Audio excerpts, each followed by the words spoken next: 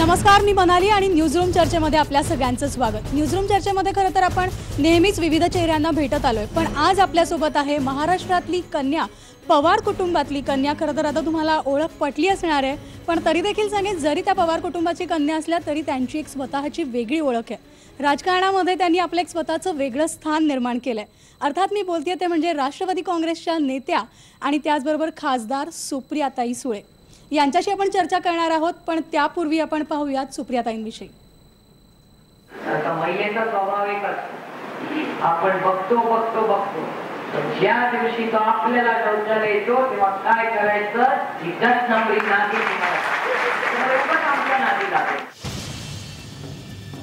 पवारांची पोर बोलायला एकदम तिखट आहे असं का म्हटलं जात असेल त्याचा हा पुरावा। मुख्यमंत्र्यांच्या विरोधात बोलताना सुप्रिया सुळेंनी अशा नागिन अवताराची धमकी दिली आहे। सध्या टीव्हीवर नागिन मालिकांची चलती आहे आणि कदाचित सुप्रियांनाही त्या पसंत असाव्यात। काहीही असो, सुप्रिया बोलायला फटकळ आहेत हे त्या पुन्हा पुन्हा सिद्ध करतात। तशीच त्यांची ख्याती झाली आहे। तुम्ही जर आमच्या कुंडल्यातून शस्त्र म्हणून आमच्या विरोधात वापरून तुम्हाला जर वाटत असेल की ही मराठमोळी सुप्रिया सुळे घाबरणार आहे, कुणालाही घाबरणार ही मराठमोळी सुप्रिया सुळे घाबरणार आहे, कुणालाही घाबरणार। सुप्रिया सुळेंनी इथे एक शब्द वापरला, मराठमोळी। त्यांना हाच शब्द वापरायचा होता की आपण मराठा कुटुंबातून आहोत हे दाखवायचं होतं। प्रश्न तर निर्माण होतोच, कारण महाराष्ट्रात जसेही मराठ्यांचे मोर्चे सुरू झाले तशा सुप्रिया सुळे सक्रिय झाल्या।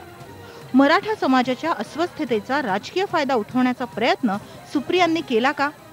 एक गोष्ट निश्चित, सुप्रिया सुळेंनी महाराष्ट्रात महिलांच्या प्रश्नांना आवाज देण्याचा प्रयत्न केलाय। अलीकडे त्या राष्ट्रवादीच्या मोर्चांमध्येही नेतृत्व करताना दिसतात। दिल्लीतही त्यांचं सर्वच राजकीय पक्षातल्या नेत्यांशी असलेलं सख्य वेळोवेळी दिसतं। पण मग पवारांची मुलगी इथपर्यंतच त्यांची ओळख सीमित झाली आहे का? राज्याचं नेतृत्व करण्यात अजित पवार हेच त्यांच्या समोरचं आव्हान आहे का? पवार जसे राज ठाकरेंना लवकर उठण्याचा सल्ला देतात तसेच काही सल्ले पवार सुप्रियांनाही देत असतील का? सुप्रिया सुळे अशा सगळ्या प्रश्नांची उत्तरं आजच्या न्यूजरूम चर्चेत देतील अशी अपेक्षा करूया। भलेही त्यासाठी त्यांनी तिखट भाषा वापरली तरी चालेल। तर एकूणच या सगळ्या प्रश्नांची उत्तरं आपण आज सुप्रियाताईंकडून घेणार आहोत आणि न्यूजरूम चर्चेमध्ये माझे सहकारी सुद्धा आहेत आणि त्याचबरोबर आमचे कार्यकारी संपादक महेश म्हात्रे आणि मंदार फणसे सर सुद्धा आहेत। सर, चर्चेला सुरुवात करण्यापूर्वी तुमच्याकडे येते आणि सुप्रियाताईंची प्रश्नांची सुरुवात तुम्हीच करा। ताई, सुरुवात तुमच्या महिला प्रश्नाचं जे तुमचं काम आहे, महिला प्रश्नांविषयी तुम्ही सक्रिय राजकारणात झाल्यापासून तुम्ही ज्या पद्धतीने संपूर्ण महाराष्ट्र बघितला, महाराष्ट्रातल्या विविध समाज घटकांचे प्रश्न समजून घेण्याचा प्रयत्न केला आणि त्यानंतर तुम्ही सातत्याने महिला सक्षमीकरणाच्या कामामध्ये सक्रिय दिसता। महिला बचत गटांची कामं असतील, स्त्री भ्रूण हत्येचा प्रश्न असेल, वेगवेगळ्या विषयांवर सातत्याने तुम्ही बोलताना दिसता।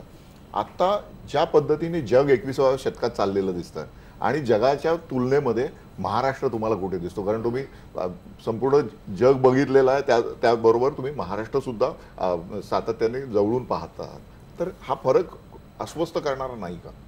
हो, 100% आहे। कारण महाराष्ट्र आज जिथे चालले आहे, उभा आहे, म्हणजे मी आता कालच दिल्लीवरनं आले, त्याच्यामुळे आणि बजेट आणि ह्या सगळ्या चर्चात आम्हाला कंटिन्यूस डेटा मिळत असतो।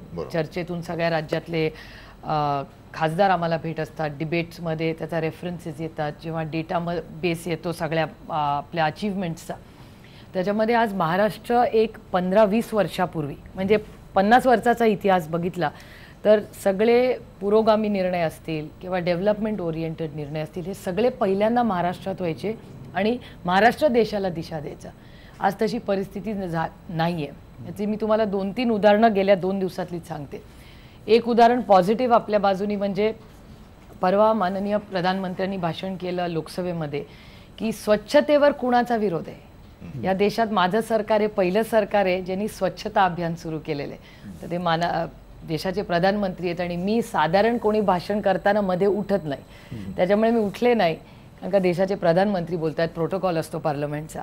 पण मी त्यांना पत्र 100% लिहिणार आहे की ह्या देशामध्ये पहिल्यांदा स्वच्छता अभियान कोणी सुरू केलं असेल तर माझ्या महाराष्ट्राने केलेलं आहे आणि कैलासवासी आर पाटलांनी सुरुवात केलेली आहे।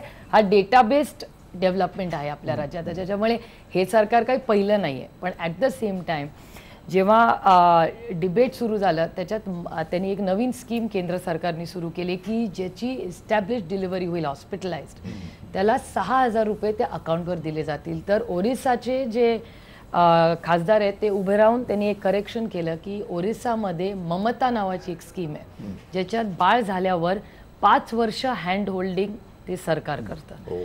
याचा अर्थ महाराष्ट्राच्या पुढे म्हणजे कुणाचं सरकार आत्ता एक वेगळं सरकार आहे म्हणून नाही, पण it's a very innovative idea की 5 वर्ष hand holding is a wonderful program. म्हणजे अंगणवाडी आपल्याकडे आहेत पण हँड होल्डिंग काय लेवलला होतं. आता मी ती स्कीम सगळी मागवलेली आहे माझा अभ्यास करण्यासाठी की काय एक्झॅक्टली ओरिसा करतं, त्याच्यातून खरंच इन्फंट मॉर्टॅलिटी कमी झालेली आहे का, तो सगळा डेटाबेस आपणही सगळ्यांनी अभ्यास केला पाहिजे. ही एक गोष्ट असेल. किंवा ईज ऑफ डुईंग बिझनेस महाराष्ट्र हा सगळ्यांचा पहिला नॅचरल चॉईस होता. म्हणजे परदेशातून कोणी आलं we want to invest in Maharashtra. आज तशी परिस्थिती राहिली नाही. तुम्ही किती लोकांनी टीव्हीवर झारखंडची जाहिरात बघितली का ना, मला माहिती धोनी येऊन म्हणतात की प्लीज इन्व्हेस्ट इन झारखंड, एक हत्ती उडत असतो. It's a wonderful thing. म्हणजे मला बघताना असं वाटतं हाऊ नाईस. एक काळ बिमारू स्टेट्स म्हणून आपण त्या राज्यांकडे बघायचो, आज त्यांची एक टीव्हीवर जाहिरात येते.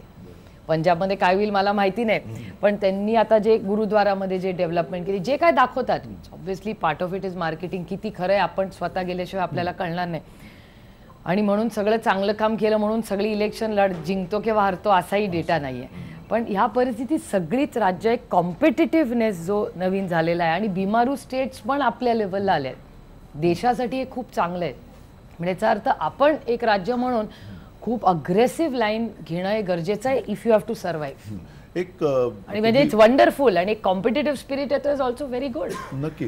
पण ह्याबरोबर राजकारणामध्ये आज जी परिस्थिती आहे, ज्या परिस्थितीमध्ये एकीकडे आयडिओलॉजी नाही आहे, एकीकडे साधनसुचिता कुठल्या पद्धतीची नाही आहे, ही परिस्थिती आहे, ही आपल्या सगळ्यांच्याच आयुष्यातली लोकशाहीतली हे वास्तव आहे. हे सगळं असताना आज जो राजकारणातला अविभाज्य भाग आहे महिला, 50% महिला जर का स्थानिक स्वराज्य संस्थांमध्ये आता निवडणुका सुरू आहेत त्याच्यामध्ये आहेत, तर या प्रक्रियेकडे तुम्ही कसं बघताय. आणि त्याहीपेक्षा महत्त्वाचं म्हणजे या महिलांचा म्हणून एक अजेंडा किंवा त्यांच्यासाठीचे त्यांचे जे असलेले जे प्रश्न आहेत ते तेवढ्या मोठ्या प्रमाणावरती राजकीय पक्ष समोर घेताना तुम्हाला दिसत आहेत का? एक तर महिलांचा वेगळा असा अजेंडा मला वाटतं. एकीकडे आपण 21व्या शतकात जेंडर इक्वालिटी बघतोय. म्हणजे मी तुमच्या न्यूजरूममध्ये बघते जेवढे पुरुष आहेत तेवढ्या महिला आहेत, विच इज वंडरफुल. आणि ह्या बाजूला पण आणि त्या बाजूला पण इट्स अ गुड फिलिंग की it's a gender equal room. म्हणजे हा बदल आपल्याला सगळीकडेच दिसतोय. आणि तुम्हाला आठवत असेल जेव्हा महिला आरक्षण पहिल्यांदा विधेयक आलं तेव्हा सगळ्याच पक्षात एक सूर होता इन्क्लुडिंग काँग्रेस. तेव्हा राष्ट्रवादी नव्हती, काँग्रेसची सत्ता होती, आदरणीय पवारसाहेब मुख्यमंत्री होते. तेव्हाच्या डिबेट्स जर तुम्ही काढले तेव्हा सगळ्यांचं म्हणणं होतं अरे कॅन्डिडेट कुणाला मिळणार. आज तुम्हाला आश्चर्य वाटेल कुठल्याही पक्षात जा त्या पदासाठी 20-20 कॅन्डिडेट म्हणजे नातेवाईक सोडून संघटित काम करणाऱ्या पण महिला. त्याच्यामुळे तो काही इश्यू आज राहिला नाही की तुम्हाला महिला कुठे मिळते. त्याच्यामुळे that is a big social change. आज अवेअरनेस महिलांच्या विषयासाठी तुम्ही एक वेगळा विषय काढताच आहे. महिलांचे विषय पुरुषांपेक्षा फार वेगळे नसतात एकतर, कारण का शेवटी आम्ही सगळे इक्वल सिटिझन्स आहोत. आणि मला असं वाटत नाही कुठल्या महिलेला, म्हणजे मला पण खूप वाटतं महिला खासदार म्हणून तुम्हाला काय मला पुरुष पण मतदान करतात. तो काय महिलांचाच लोकप्रतिनिधी म्हणून मी जात नाही. बारामतीतले पुरुष महिला समाजातल्या सगळ्याच घटकांना. त्याच्यामुळे जेंडर प्रश्न हे तेवढ्याच इक्वॅलिटीने जेंडर इक्वॅलिटीने आता डील केले जातात राजकारणात असं म्हणायचं. इक्वालिटी म्हणजे काय. आता इक्वालिटी आता मला विचाराल तर एक सगळ्यात कॉर्पोरेशनचं इलेक्शन चाललंय म्हणून मी झाले बेसिक अम्युनिटीज म्हणजे आजकाल कॉर्पोरेशनच्या इलेक्शनचे काय विषय आणि केंद्र सरकारचे हे थोडंसं आपण सगळेच तारतम्य इन्क्लुडिंग आम्ही पण विसरलोय. आणि आयडियोलॉजीचा तुम्ही जो अधिक विषय काढला त्याचं तर मला प्रचंड दुःख होतंय. आणि हे मी मला स्वतःला पण अप्लाय करते, कारण का party is only about ideology. आणि आज ती सगळीकडे कुठे सगळ्याच पक्षांमध्ये त्याची कमतरता आहे. त्याच्यामुळे आम्ही सगळे पक्ष म्हणून एकदा इलेक्शन झाल्यानंतर आम्ही आत्मचिंतन करायची गरज आहे सगळ्याच पक्षांनी की आमची आयडियोलॉजी काय, आमच्याबरोबर काम करण्याची आयडियोलॉजी काय आणि आमच्या कार्डरची आयडियोलॉजी काय. म्हणजे एखादं कार्डर जर काँग्रेस NCP असेल आणि शिवसेनेत असेल, आमचे आयडियोलॉजिकल BJP स्ट्रॉंग डिफरन्सेस आहेत, तर मग खरंच आमच्या कार्डरला ते माहिती आहे का, त्याचं कन्व्हर्जन दैनंदिन आयुष्यात काम करत असताना ते कार्डर बेस्ड आहे का, समाजात आज आहे का. मला वाटतं त्याची गरज आपल्याला. हो ऍब्सोल्युटली. म्हणून मी त्याची ओनरशिप नाही त्याची ओनरशिप मी माझ्या स्वतःपासूनच घेते. I totally agree with you. त्याच्यामुळे पक्षांनी त्यांची काडर आयडिओलॉजी एक तर क्लिअर झाली पाहिजे. आता आमचा सगळा पक्ष गेला, आमचा पक्षामध्ये एक मॉडर्न लिबरेटेड पक्ष आहे, त्याच्यात महिलांना सुप्रियाताई, आपण आता त्यांनी म्हटलं की महिलांविषयी तुम्ही म्हणताय, प्रत्येक पक्षामध्ये, फक्त राष्ट्रवादी नाही म्हणत, अगदी भाजप कुठच्याही पक्षामध्ये महिला आरक्षण म्हणून महिला कायम पुढे येताना दिसतात. पण कुठे निवडणुकीला उभं राहायचं म्हटलं की कोणातरी तरी बायको, कोणाची तरी मुलगी अशी म्हणून येते. सर्वसामान्य महिला कार्यकर्ती तितकीशी पुढे येताना अजूनही दिसत नाहीये. की तुम्ही आता तुमचं स्थान निर्माण केलं, पण दुसऱ्यांदा कोणतीही स्त्री वगैरे असेल ती बायको किंवा मुलगी किंवा कोणाची तरी वहिनी बहीण म्हणूनच पुढे येताना राजकारणात तरी दिसत आहेत सध्या. का महिला कोणतेही सर्वसामान्य तळागाळातले कार्यकर्ते एवढी वर का येत नाही अजूनही? नाही, एक तर येऊ शकतात. आता मायावतीची कुणाची बहीण वगैरे नव्हते, जयललिता नाही खूप आहेत आणि सक्सेसफुल आहेत. म्हणजे आता ममता दिदींचे कोण वडील त्यामुळे असे खूप एक्झाम्पल्स आहेत. पण मी मान्य करते की जेवढी ट्रान्सपेरन्सी सगळ्या पक्षात असलेली नाही तेवढी, म्हणजे आम्ही आमच्या पक्षामध्ये आता निर्णय घेतलेला आहे की हे इलेक्शन झाल्यानंतर या सगळ्या गोष्टीचा आम्ही एक डेटाबेस रिव्ह्यू घेणार आहोत की किती नातेवाईक आणि किती महिला संघटना, आणि जर सगळ्याच पक्षांमधून नातेवाईकच जर निवडून येणार असेल तर महिला संघटनेची गरजच नाही आहे. मग त्याच्यामुळे I am completely agreeable with you. त्याच्यामुळे आमच्या पक्षाने निर्णय घेतलेला आहे की आम्ही याची एक पूर्ण, की जरी ती कोणाची मुलगी असू दे, महिला असू दे म्हणून आम्ही नाही म्हणणार नाही, पण तिने संघटनेत इतके वर्ष काम केलंच पाहिजे जर तो डेटा बेस्ड असेल, आणि त्याच्यात काही यशस्वी म्हणजे मोठे कार्यक्रम घेतले पाहिजेत असं अजिबात नाही. ती फील्डवर जरी काम करत असेल, त्याचा एक टेन्युअर असेल, मग तिने महिला संघटनेत जरूर काम करावं, तिचं स्वागतच होईल. पण शी हॅज टू प्रूव्ह हर. कारण का निवडून आल्यानंतर मला आर आबांनी एक सांगितलेली गोष्ट मी कधीच विसरणार नाही. त्यांना एका महिलेचा फोन आला होता आणि ती फोनवर रडत होती आणि ती म्हणत होती की आबा मला मदत करा. आणि आबा म्हणले, अरे त्यांना वाटलं डोमेस्टिक व्हायलन्सची बाई फोन करते होम मिनिस्टरला, म्हणजे इट्स ऑब्व्हियसली डोमेस्टिक व्हायलन्स. तर ती म्हणली नवऱ्यानी मारलं का? ती म्हणली नाही, नवऱ्यानी नाही मारलं. मग ती म्हणलं मग का दारू पिऊन काही गोंधळ झाला का घरात? तो म्हणलं असं काही नाही आबा झालं, तुम्ही माझं ऐकून घ्या. मग ते म्हणले सांग मला काय झालं. त्याच्यावर ती म्हणाली, अहो माझा नवरा रोज पंचायत समितीत माझ्याबरोबर येतो, तिकडे माझ्या डोक्यावर बसतो, मला काही काम करू देत नाही, आणि जेव्हा मी घरी जाते त्याच्याच बरोबर जायचं येताना, तर हा नियम मला माझं काहीतरी प्रूव्ह करायचं आहे. त्याच्यावर त्यांनी नियम केला की पंचायत समिती आणि जिल्हा परिषदमध्ये नवरा दरवाजापर्यंत येऊ शकतो, पण कुठल्याही मीटिंगमध्ये त्याच्यात तो प्रोसेस उचलत नाही. आणि हा निर्णय आर पाटलांनी, एका महिलेनी त्यांना ते पॉइंट आउट करून दाखवलं, आणि त्यांनी ग्रामविकास मंत्रालयात हा निर्णय घेतला की नवऱ्यांचा जरूर त्यांनी सोडायला यावं, घ्यायला यावं, पण त्याच्या पुढे तू काही करू शकत नाही. त्यामुळे आणि आहेत महिला, नवीन लिडरशिप पक्षामध्ये कुठून येणार? तर ती ह्याच प्रोसेसमधूनच येते ना. म्हणजे राष्ट्रवादी काँग्रेसनी युवती काँग्रेसची स्थापना एवढ्यासाठीच केली की नवीन लिडरशिपला एक इनकमिंग आली पाहिजे ना आमच्याकडून लिडरशिप. ती काय नातेवाईकांच्यातून आली तर आम्हाला आनंदच आहे, आम्ही स्वागत करू, पण त्याच्याबरोबर आहे ना टॅलेंट पूल, का नाही त्या टॅलेंट पूलमध्ये पक्षात यावं? आणि आज पक्षात इलेक्ट्रॉनिक थिंक टँक हा एक मोठा काम आहे. आता सोशल मीडिया केवढा मोठा फोरम प्लॅटफॉर्म झालेला आहे, ज्याच्यात नवीन ब्लड, ज्याला हा मीडियम समजतो, मलाही तो मीडियम एवढा समजत नाही जेव्हा आमच्या पुढच्या जनरेशनला समजतो टेक्नॉलॉजीतला. त्यामुळे सगळं नवीन विचार, नवीन ब्लड, नवीन टेक्नॉलॉजी, एक आयडिओलॉजी कॉमन ठेवून टेक्निकचा वापर करून, तर हा नवीन इनपुट ह्याच सगळ्या संघटनेतून ते येणार. आणि महिलांचे विषय, to go back to your point, की एक छोटासा विषय म्हणजे टॉयलेट, शौचालयाची चर्चा ही किती मोठी आहे. म्हणजे मी एक महिला म्हणून फिरते तेव्हा आपण प्लॅनच करतो. आता इकडून जर मला डोंबिवलीला जायचं असेल तर त्यात आता टॉयलेटचे ऑप्शन्स काय आहेत मला, आणि आपण म्हणजे आता राईट टू पी वगैरे NGOs अनेक वर्ष चांगलं काम करत आहेत, पण त्याचं इम्प्लिमेंटेशन खरंच फील्डवर होतं आहे का? तेच नाही. बेसिक हायजीनचाच इश्यू आहे. म्हणजे टॉयलेट असेल तर साफ नाही, साफ असेल तर ॲक्सेस नाही, so it's a vicious circle. त्याच्यामुळे आणि हा विषय आम्ही पुण्यात यशस्वीपणे मांडू शकलेलो आहे. आम्ही वॉर्डांमध्ये टॉयलेट्स केले, तर हा आमच्या अजेंडामध्ये मुंबईत पण आहे. The toilets is a must. It's a basic right of every human being. And स्वच्छ टॉयलेट. स्वच्छ टॉयलेट. नाही, एक स्त्री जर राजकारणामध्ये सक्रिय असेल तर स्त्रियांच्या जगण्याशी आणि दैनंदिन जीवनाशी संबंधित विषय ती अग्रेसिव्हली मांडू शकते. नाही, आय डिसअग्री. नाही ताई, या विषयावर सातत्याने चर्चा चालली आहे, माध्यमं बोंब करतायत. 10-12 वर्षांपासून हा विषय सतत. या काळामध्ये 2 महत्त्वाच्या निवडणुका झाल्या. त्या 2 महत्त्वाच्या निवडणुकांमध्ये प्रत्येक जाहीरनाम्यात उल्लेख मात्र आहे, यावेळेसच्या जाहीरनाम्यात सुद्धा उल्लेख आहे.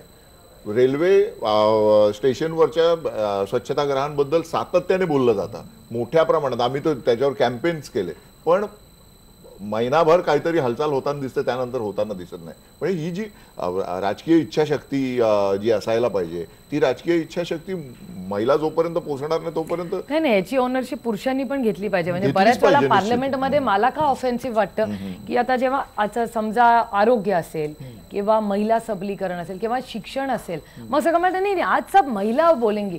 ते महिला क्यों बोलेंगे? पुरुषांना डॉक्टर लागत नाही का, शिक्षण लागत नाही का, ह्यांच्या घरात महिला नाही? जसं आम्ही पुरुषात म्हणजे उद्या जर न्यूक्लिअर डीलवर चर्चा असेल तर आम्ही महिला म्हणून आम्ही भाग घ्यायचा नाही का? आम्ही सगळ्या महिला मागच्याच न्यूक्लिअर डील, तर मग पुरुष का नाही ओनरशिप घेऊ शकत? So I am completely objectional की आमच्या पक्षात जर महिला सबलीकरण किंवा शिक्षण आरोग्य असेल ते महिलांचे विषय नाही. दीज आर जेंडर इक्वल, सगळेच इश्यूज जेंडर इक्वल आहेत. निश्चित महाराष्ट्रामध्ये महिलांना अधिक जास्त राजकीय आणि सामाजिक क्षेत्रात स्थान मिळावं यासाठीची जी संविधानिक तरतूद आहे ती शरद पवारांनी केलेली आहे, महिला धोरण आणि या सगळ्या गोष्टी. परंतु पुन्हा मुद्दा येतो अंमलबजावणीचा येतो. कागदांवर सगळ्या गोष्टी आपल्याला झालेल्या दिसतात, नियम होतात, कायदे होतात, परंतु प्रत्यक्षामध्ये त्या होताना दिसत नाही, घडताना दिसत नाही. आज अनेक बाहेरच्या देशातून येणारे महिला उद्योजक आणि व्यावसायिक आहेत, त्यांना महाराष्ट्रामध्ये किंवा भारतामध्ये फिरताच येत नाही, निव्वळ या कारणामुळे. It's a huge challenge, no doubt. आता मगाशी बोलताना मंदारने जो मुद्दा उपस्थित केला होता की डेथ ऑफ आयडिओलॉजी, जी एक राजकीय विचारसरणी, राजकीय परंपरा महाराष्ट्रामध्ये मोठ्या प्रमाणात सातत्याने सर्व पक्षांमध्ये आपल्याला सुरू असलेली दिसत होती. आता निवडणुकीच्या तोंडावर मोठ्या प्रमाणात पक्षांतराचं जे एक फॅड आलेलं आहे, मागच्या विधानसभा निवडणुकीच्या पासून आपण पाहिलेलं आहे. आमदार असोत, खासदार असोत किंवा नगरसेवक असोत, कुणीही कुठलाही पदाधिकारी त्याला अपवाद नाही आहे. तर ह्या सगळ्या पार्श्वभूमीवर जर विचारसरणीच नसेल तर मग त्या पक्षाला काय अर्थ उरतो? नाही, मी त्याला फॅड नाही म्हणणार, मी त्याला रोग किंवा आजार म्हणेन. Because I hate it. म्हणजे एवढं पक्षामध्ये स्थलांतर कुठल्याही पक्षामध्ये होऊ शकतं, मतभेद होऊ शकतात, त्याचं आम्ही स्वागत करू, आर्ग्यू करू, त्याचं इट्स अ डेमोक्रॅटिक सिस्टम. आपण म्हणू शकत नाही की हेच बरोबर आहे. पक्ष सगळे असले पाहिजेत, विचार असले पाहिजेत, त्याच्यावर चर्चा, भेद, मतभेद असलेच पाहिजेत. ते आपल्या डेमोक्रेसीसाठी हेल्दी आणि असलंच पाहिजे, आपण एनकरेजही केलं पाहिजे. पण त्याच्यामध्ये इलेक्शनसाठी जी धावपळ आपण गेले 15 दिवसात महाराष्ट्रात बघतोय, ही मी तरी इतक्या वर्षात कधीही पाहिलेली नाही. आणि ही आपल्या राज्याच्या डेव्हलपमेंटसाठी घातक आहे. कारण का निवडून येणं ही काय ऑपॉर्च्युनिटी नाही आहे. तुम्ही राजकारणात का येताय ह्याच्यात स्वतःमध्ये स्वतः आत्मचिंतन करून क्लॅरिटी असली पाहिजे. म्हणजे तुम्ही निवडून या, स्वागतच करू, डेव्हलपमेंट करा, आनंद त्याचा, पण ॲट व्हॉट कॉस्ट? आणि एक्स्ट्रीम चेंजेस इलेक्टिव्ह मेरिट आहे ना, म्हणजे ते चांगली लोक नकोच आहेत, राजकीय पक्षांना चांगली लोक नाही. बघा, this is what I am objecting to. का ऑब्जेक्टिव्ह? नाही, मला ह्याच्यावर चांगली उदाहरणं समोर आहेत आपल्या. चांगली लोक निवडून येत नाही. तुमच्या विरोधातला एक पक्ष आहे, ज्या पक्षात मध्ये आमच्याकडे एवढे बाईट्स आलेले आहेत की डॉक्टर्स होते, सर्जन होते, त्यांना निवडणूक लढवायची होती, त्यांना तिकडे निवडणूक लढवायला मिळाली नाही. काही लोकांना मिळाली असेल, पण इलेक्टिव्ह मेरिट हा जो भाग आहे तो तर पक्षांचा एक अनिवार्य भागच आहे ना. नाही, मान्य आहे, पण जे इलेक्टेड येतात ते चांगले नाही, ह्याच्यावर मला ऑब्जेक्शन. मी असं म्हटलं नाही, माझं म्हणणं आहे की गुंड पण आहेत सगळ्याच पक्षांमध्ये, सगळ्या वेगवेगळ्या पद्धतीने. नाही, आमच्याकडचे बरेच एक्झिट झाले आणि ते बीजेपी मध्ये गेले. त्याच्यामुळे आम्ही आता आमचा कॉन्शियन्स एकदम क्लीन आणि फ्री आहे, थँक गॉड. काय गोष्टी आयुष्यात महिलांच्या बद्दल बोलतोय. पुढे जाऊन राष्ट्रवादीचं नेतृत्व एक महिला करणार आहे, म्हणजे सुप्रियाताई करणार आहेत, आणि त्यात अजित पवार अडथळा आहेत तुम्हाला? हो गॉड, हा प्रश्न खूपच बिजार आणि वेग आहे. एकतर आमचा पक्ष जेंडर इक्वल पक्ष आहे, त्याच्यामुळे पुरुष आणि महिला नाही.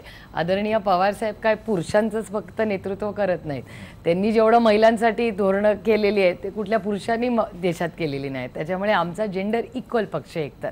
आणि let me say this for the record की हे इल्युजन जे सगळं दादा आणि माझ्यामध्ये हे खूप गॉसिप होत असतं.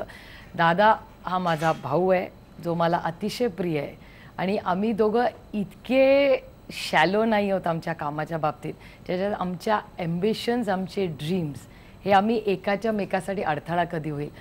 त्याला मला जेवढा माझा भाऊ प्रिय आहे तेवढीच मी त्याला प्रिय आहे. आणि आमच्या दोघांची पर्सनॅलिटीज, ॲस्पिरेशन्स हे पूर्णपणे वेगळे आहेत. त्याच्यामुळे आम्ही उलट एकामेकाला कॉम्प्लिमेंट जास्ती करतो कम्पीट करण्यापेक्षा. आणि आम्हाला आमची फॅमिली ही अतिशय प्रिय आहे. ताई, याच मुद्द्याला घेऊन खरं तर आहे, नेहमी तुम्ही म्हणता की मला केंद्रात काम करायला आवडतं, दादांना राज्यात काम करायला आवडतं. पण नुकतंच काही दिवसांपूर्वी तुम्ही एक विधान केलं होतं, मुख्यमंत्री हे नळावर बायका जशा भांडतात तसं भांडत असतात. खरं तर काही महिलांनी यावर विरोधसुद्धा केला होता, कारण त्याच महिलांना समस्या माहिती आहेत, नळावर नेमक्या कोणत्या समस्यांना फेस करावं लागतं. आणि मुख्यमंत्र्यांना राज्यात बोलणारी महिला नेते म्हणून तुमच्याकडेच खरं तर पाहिलं जातं. थेट आरोप कधी मुख्यमंत्र्यांवर कोणत्या महिलेनं केलेला नाहीये राजकारणामध्ये. त्यामुळे गैरसमज नसावे कोणाचे. त्यामुळे ताईंची राज्यामध्ये पुन्हा एकदा ओढ किंवा ताई राज्यामध्ये अधिक सक्रिय होत आहेत, मुख्यमंत्र्यांवर वार पलटवार सुरू आहेत, म्हणून हा मुद्दा उपस्थित केला. त्याच्यात काही पर्सनल अजेंडा नाही. देवेंद्र फडणवीसांना मी अतिशय चांगली ओळखते आणि ज्या संस्कृतीत कैलासवासी यशवंतराव चव्हाणांच्या महाराष्ट्रातल्या संस्कृतीच्या चौकटीत मी वाढलेली आहे. विरोधक हा नैतिक विरोधक असतो, पर्सनल कधीच नसतो. माझ्या सगळ्या पक्षामध्ये म्हणजे आदरणीय पवार साहेबांच्या जशा सगळ्या पक्षामध्ये फ्रेंड सर्कल आहे, माझंही आहे. म्हणजे दिल्लीत मी कधीच माझं कुठलंही पर्सनल नातं कुणापासून लपवलेलं नाही आहे. पण अर्थातच आमचे नैतिक आणि जे आयडिओलॉजिकल डिफरन्सेस आहेत ते खूपच दोन टोकाचे. त्याच्यामुळे पर्सनल मैत्री असू शकत नाही, एवढ्या कोत्या मनोवृत्तीचे आम्ही नाहीत.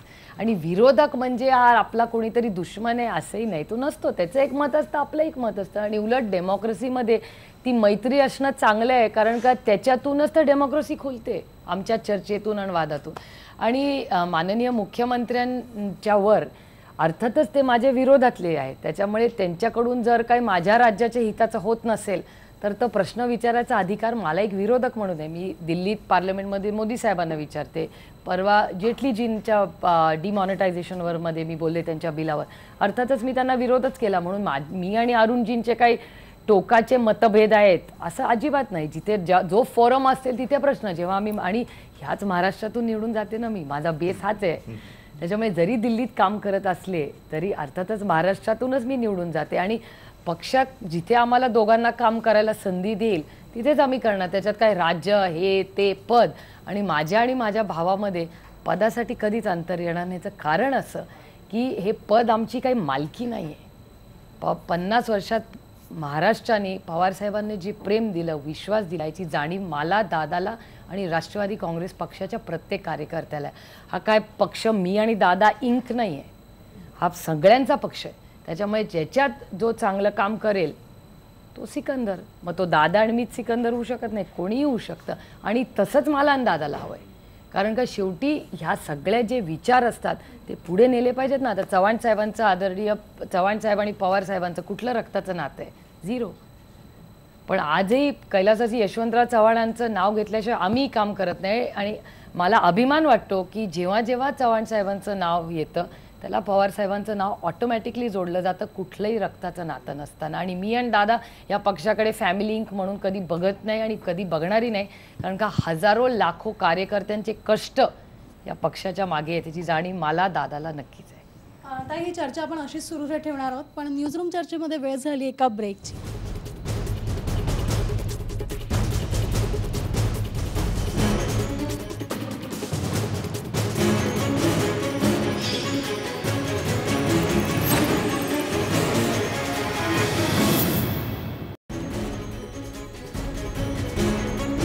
न्यूजरूम चर्चामध्ये ब्रेकनंतर आपल्या सगळ्यांचं पुन्हा एकदा स्वागत. आणि आपल्यासोबत आहेत राष्ट्रवादी काँग्रेसच्या नेत्या आणि खासदार सुप्रिया सुळे. सुप्रियाजी, तुम्हाला प्रश्न विचारायचा आहे तो म्हणजे तुम्ही आत्ता म्हणालात की तुम्ही आणि दादा दोघेही ॲम्बिशियस आहात, दोघांचेही काही वेगळे ड्रीम्स असतील, पण राजकारणात तुम्हाला स्वतःला कुठे पाहायचं आहे? Way you want to be? तुम्हाला स्वतःला CM होताना पाहायचं आहे, तुम्हाला PM होताना पाहायचं आहे, काय स्वतःसाठी काय ॲम्बिशन आहे? I am very happy where I am. मला खासदार होण्यात भयंकर, I am very happy and content where I M.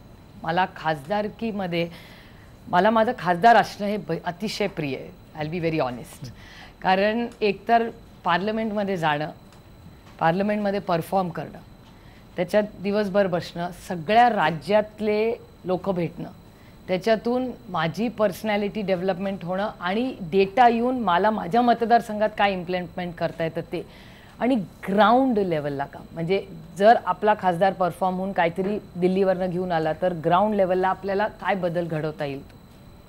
आणि त्याच्यात एक एज ऑफ कॉम्पिटिटिव्ह स्पिरिट, म्हणजे जेव्हा असं वाटतं की नाही सगळ्यात चांगले प्रश्न विचारले, अटेंडन्स चांगला आहे, डिबेटमध्ये भाग घेता, इट्स अ नाईस फिलिंग. म्हणजे ते शाळेत असल्यासारखं आहे थोडंसं. तरीही म्हणजे कोणतेही प्रोफेशन असलं तरी आपण एक कसा बेंचमार्क ठरतो की मला तिथपर्यंत पोहोचायचे, हे मी करणार आणि त्याच्यानंतर कदाचित रिटायरमेंट होणार, निवृत्ती होणार किंवा मग इथे मी सेटल होणार. तसं काहीच नाही आहे का? नाही, एकतर माझे इंटरेस्ट खूप आहेत.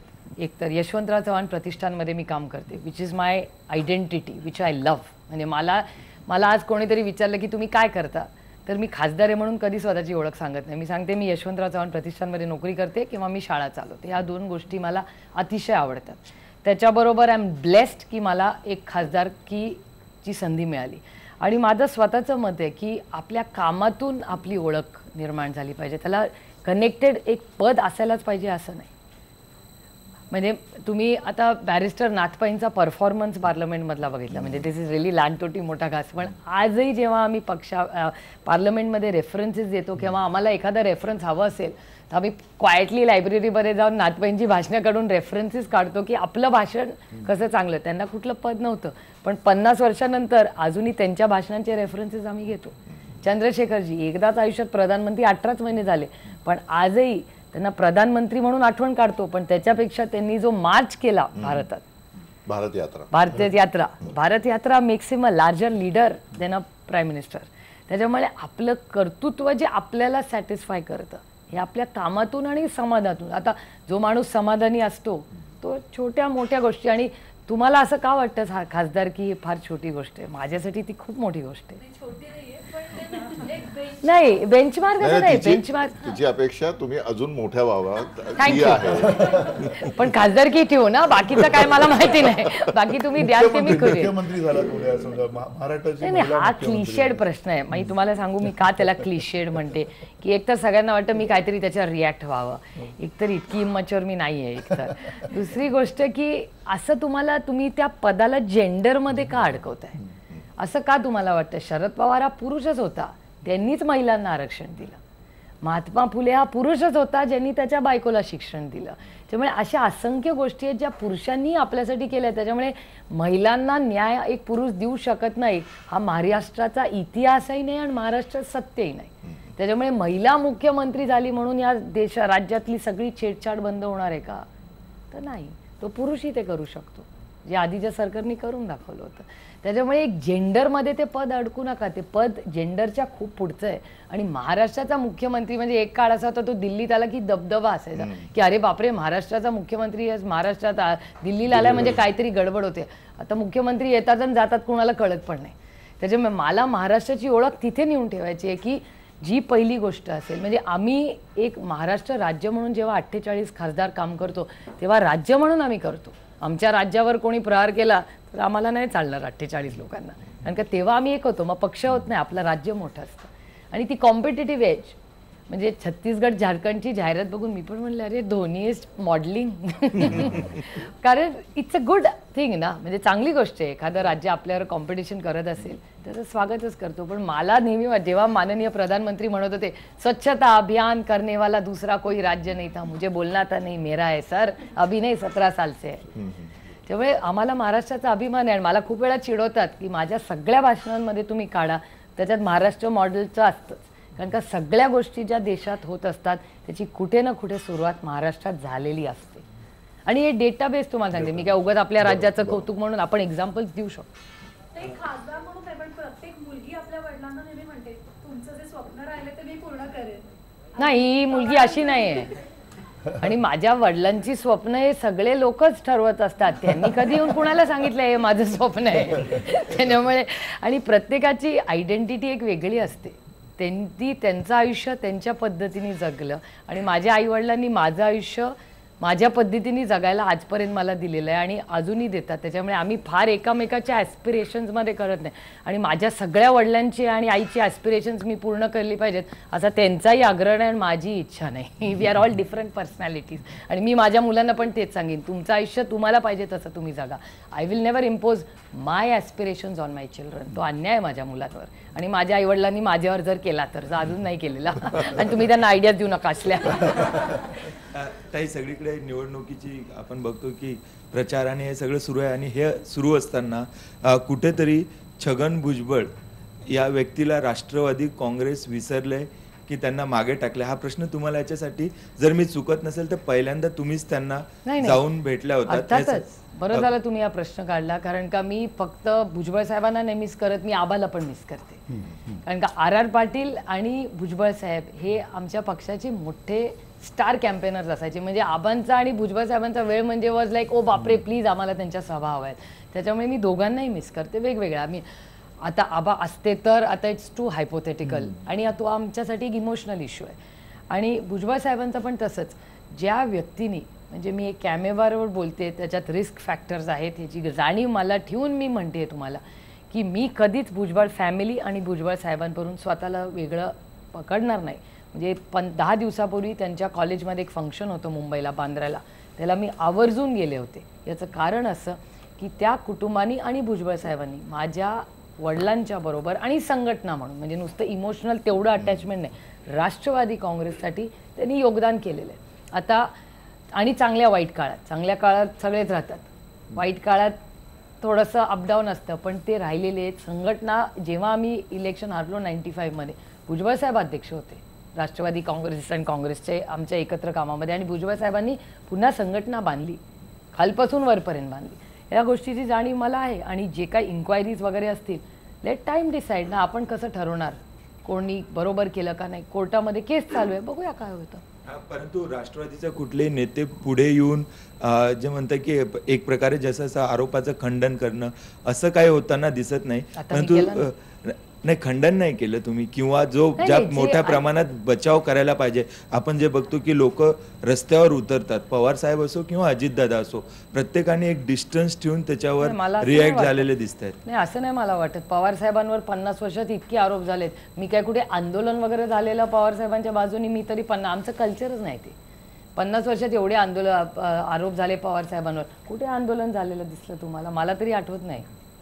त्याच्यामुळे हे करणं हे विचारत नाही. आणि मी पब्लिकली मी त्यांना जेलमध्ये भेटले, सगळ्यांनाच माहिती आहे, सत्य आहे त्याचं. मी हॉस्पिटलमध्ये पण परमिशन घेऊन भेटायला गेले होते. आणि प्लस आत्ता त्यांच्या फॅमिलीच्या प्रोग्रामला गेले होते. आणि पुण्यामध्ये आता नाशिकला जे इलेक्शन चाललं आहे आणि इलेक्शनची आपली त्यांची कोर्टात केस चालली आहे, त्याच्यात पंकजच्या बरोबर मी स्वतः वकिलाकडे अनेक वेळा गेलेले आहे. सचिन भाऊ रेग्युलरली कोर्टात जातात, नवाब भाई रेग्युलरली कोर्टात जातात. त्याच्यामुळे हाफ ट्रूथ अनेक वेळा बाहेर येतं आणि ते काही लोकांच्या सोयीचंही असतं. त्याच्यामुळे एक परसेप्शन क्रिएट केलं जातं की असं आहे. असं अजिबात नाही आहे. पक्ष त्यांच्या मागे आहे. आम्हाला कोर्टावर विश्वास आहे. त्याच्यामुळे जो काही निर्णय कोर्ट ट्रान्सपेरंटली फेअर भुजबळ साहेबांना न्याय देईल एवढीच आमची अपेक्षा आहे. एक छोटासा आणि फक्त थोडा वेगळा प्रश्न. अलीकडचे तुमचे जेव्हा काही भाषणं बघितले तो ग्रामीण लहेजा तुम्ही कुठे ना कुठे पकडल्यासारखा दिसतोय. परंतु तुमचं अपब्रिंगिंग आणि आता ज्या क्षेत्रात आहे आणि ज्या लोकांमध्ये तुम्हाला वावरावं लागतं, तर हे तुम्ही चेंज स्वतःमध्ये कसा केला? आणि आणखी एक की आपण जर बघितलं की जेवढ्या महिला राजकारणी आहे त्यांचा ड्रेस कोड साधारणतः ठरलेला दिसतो.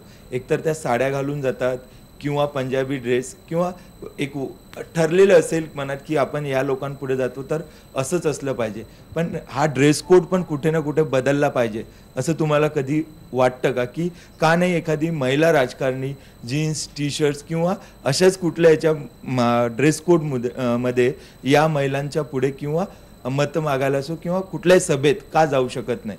तिचा ड्रेस कोड ठरल्यासारखा काय आहे?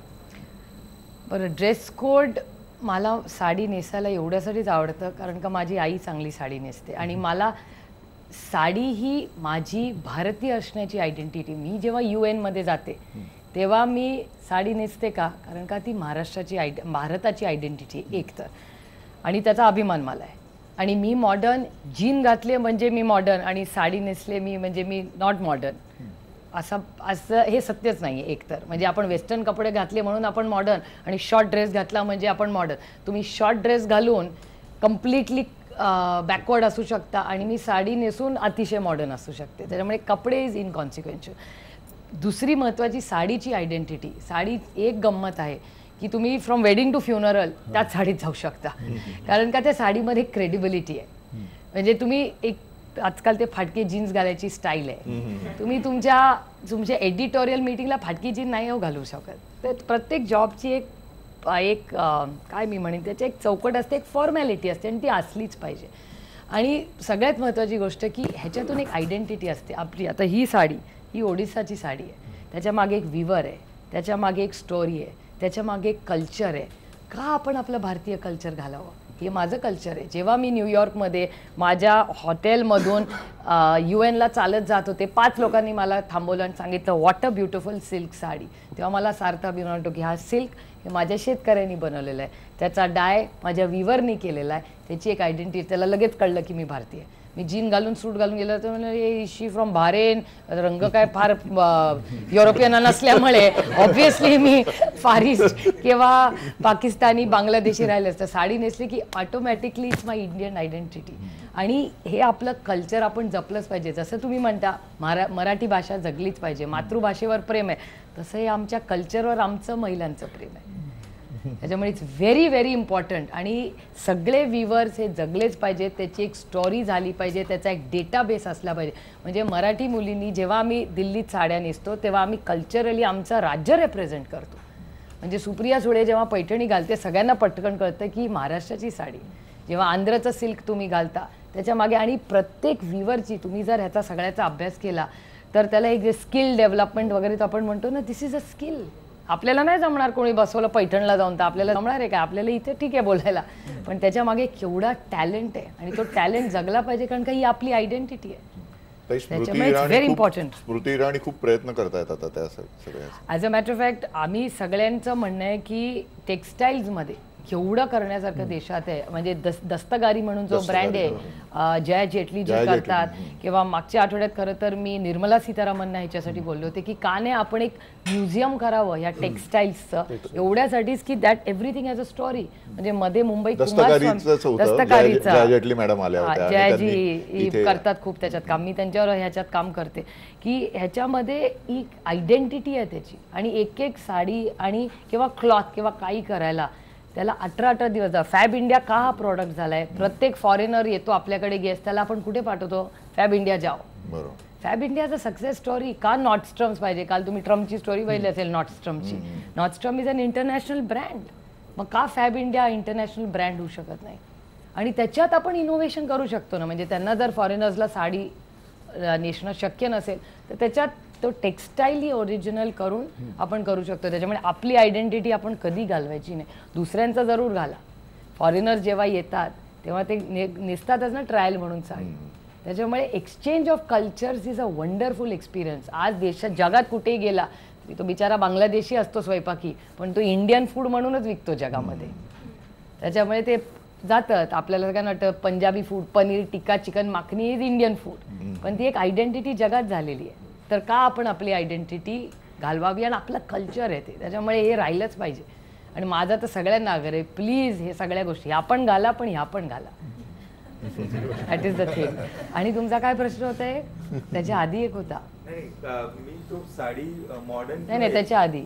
त्याच्यामुळे कपड्यातून मॉडर्न होत नाही. एक मेंटॅलिटी दिसते. म्हणजे त्या याच्याबद्दल नाही बोलत, परंतु कुठे ना कुठे बॅक ऑफ द माइंड आहे का की आपण जातोय तर असंच दिसलं पाहिजे, मतदारांना असंच आवडतं. आणि एक क्रेडिबिलिटी असली पाहिजे ना. तुम्हाला आवडेल तुमची आई स्कर्ट मध्ये? No, mother is a mother.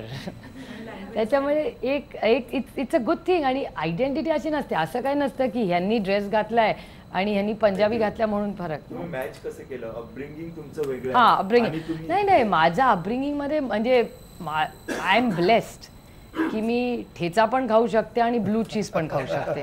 त्याच्यामुळे मी माझं भाग्य समजते की तुम्ही जे ग्रामीण भागात आमची सगळ्या सुट्ट्या तेव्हा काय SOTC आणि राजा राणी ट्रॅव्हल जण असलं काय नव्हतं. विमानात एकदा आयुष्यात बसलं की आपल्याला व्हॉट अ बिग थिंग. हे प्रफुल्लबाईंनी अभि हे सब सस्ता और अच्छा किया आहे. त्याच्यामुळे ही सगळी जी सुरुवात झाली ती आमची प्रत्येक सुट्टी बारामती आणि महाबळेश्वरच असायची. आयुष्यात काश्मीरला गेलं की आयुष्याचं सार्थक झालं. या कल्चरमध्ये आम्ही वाढलेलो होतो. त्याच्यामुळे प्रत्येक सुट्टी बारामतीत गेली. आणि आमची जॉईंट फॅमिली आहे.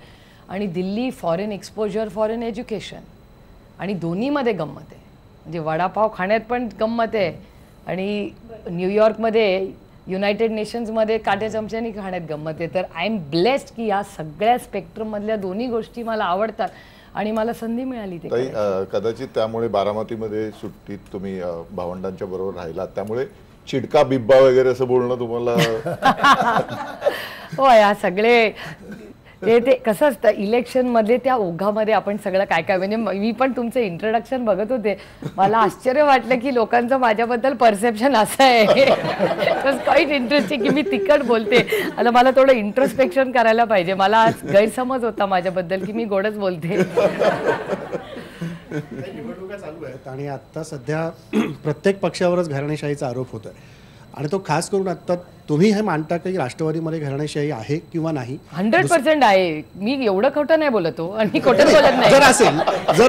जर असेल तर मगाशी जसं सर्वसामान्य स्त्रीचा मुद्दा समोर आला तसं प्रत्येक राष्ट्रवादीतला नेता आपल्याच घरातली बाई, पुरुष किंवा बहीण, वहिनी, बायको ही पुढे यावी म्हणून का प्रयत्न करतो? जर राष्ट्रवादी युवती काँग्रेस सुप्रिया सुळे पुढे नेत असतील तर राष्ट्रवादी युवती काँग्रेसमधल्या किती 50% महिलांना राष्ट्रवादीने आज तिकीट दिली? नाही, 50% असं नाही.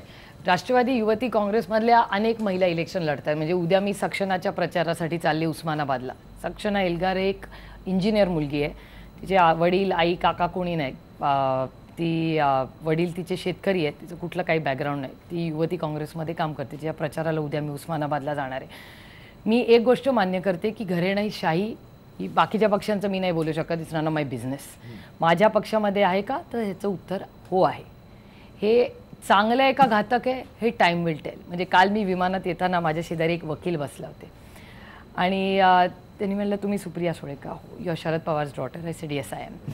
तर ते म्हणले की ओ तुम्हाला खूपच सोपं असेल नाही का? म्हटलं हो अर्थातच. First foot in the door म्हणजे पहिला पाऊल त्या दरवाजामध्ये टाकणं खूप सोपं आहे. वंडरफुल. म्हटलं तुम्ही काय करता? मी वकील आहे. म्हटलं तुमच्या पण फॅमिली वकील आहेत? तिचं हो माझे वडील पण वकील आहेत, माझे सासरे पण वकील आहेत, माझी मुलगी प्रवीणचंद्र गांधी कॉलेजमध्ये वकील करते, माझी बायको पण वकील आहे, माझे काका पण वकील आहेत. I said okay wonderful. म्हणजे सेम बॅकग्राऊंडवर आम्ही दोघं होतो पण त्याच्यात गिल्टी पार्टी मीच होते, ते नव्हते. म्हणजे त्यांच्या खानदानातले सगळे वकील पण ते ताटबाधेने आणि मी आणि माझे वडील आणि माझे भाऊ पॉलिटिक्समध्ये घराणेशाही म्हणून आम्ही गिल्टी म्हणून ते मला असं प्रूव्ह करत होते. पण मी त्यांनी विचारलं हाऊ डज इट फील? म्हटलं it feels good. I love my job. त्याच्यामुळे इट फील्स गुड. पण ते म्हणले how does it feel about this? तुम्ही जो प्रश्न विचारला तोच. म्हटलं मला पूर्णपणे मान्य. First foot in the door definitely मान्य. पण त्याच्यानंतर कॉन्स्टंट कंपॅरिझन आणि आम्ही लोकांमधून निवडून येतो. मी त्यांना उदाहरणं दिली. 15वी लोकसभा आणि 16वी लोकसभा त्याच्यात किती घराणेशाहीची मुलं इलेक्शन हरली आहेत. माझेच दोस्त आहेत सगळे इलेक्शन हरले. कोणी त्याच्यात वाचलं नाही. त्याच्यामुळे त्याच्यातूनच ह्या गोष्टी तुम्ही इलेक्शन जिंकू शकता का 100%? तर याचं उत्तर नाही. पहिल्या इलेक्शन 2000% तुम्ही जिंकणार तुमच्या फॅमिलीच्या गुडवेलवर. पण त्याच्यानंतरचं इलेक्शन हे तुमचंच असतं आणि त्याचा उपयोग 100% होतो. मी नाही म्हणणार नाही. इतकी खुळी मी पण नाही आणि इतकं खोटं मला नाही बोलता येत. पण डेफिनेटली उपयोग होतो. पण त्याचे ॲडव्हान्टेजेस आणि डिसॲडव्हान्टेजेस 100% आहेत. म्हणजे बऱ्याच वेळा कंपॅरिझन होतं, अरे तुम्ही दोघांनी काय केलं? ते तर 38व्या वर्षी CM होत होते पण आम्ही दोघं ॲस्पिरेशनलच नव्हतो त्यामुळे CM व्हायला.